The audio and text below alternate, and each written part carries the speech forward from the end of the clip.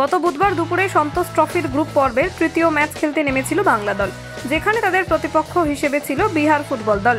নির্ধারিত সময়ের শেষে গোলশূন্য ফলাফলে শেষ হয় এই ম্যাচ।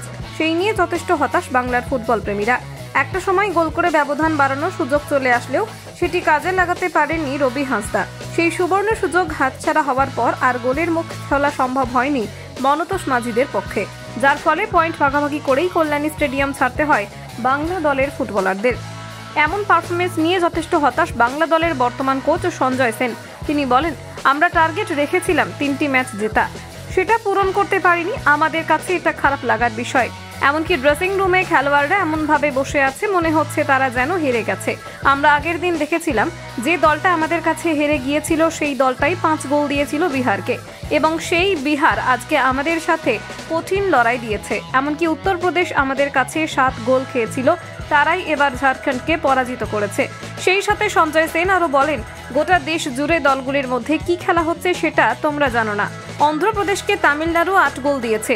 লোকে যারা ভাবছে বাংলা এখানে 7 গোল দিয়েছে, দুর্বল প্রতিপক্ষ, সেটা কিন্তু একেবারেই নয়।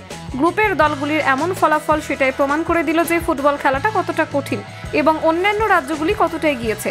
আমাদের প্রধান লক্ষ্য ছিল 3 ম্যাচ জিতে 9 পয়েন্ট নিয়ে আমরা পরের রাউন্ডে যাব, সেটা আমরা পূরণ করতে পারিনি। তবে ছেলেদের পারফরমেন্সকে সাধুবাদ জানাতেই হবে। তবে দলের ফুটবলার পেনাল্টি মিস করায় যথেষ্ট হতাশ এই আই লিগ জয়ী কোচের কথায়, এটা কোনো অজুহাত নয়, এটা ফুটবলের একটা পার্ট। পাশাপাশি মূল পর্বের জন্য খুব শীঘ্রই যে অনুশীলন শুরু করবে বাংলার ফুটবল দল, সেই কথাও জানিয়েছেন সঞ্জয় সেন। কলকাতা 24/7.in।